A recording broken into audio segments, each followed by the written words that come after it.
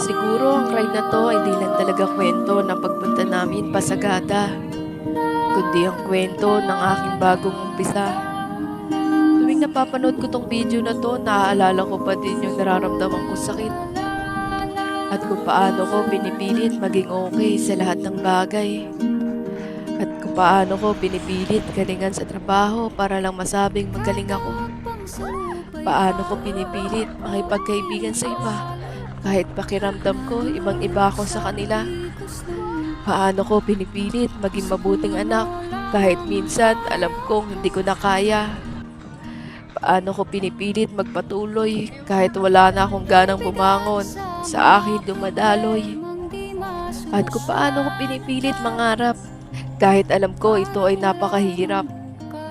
Nakalimutan ko na nga kung sino ba ako. Sabi nila, ang mga nagmo-move on pumupunta daw sa Sagada. Di ko din masabi kung totoo o nagkataong andito lang at papunta ako.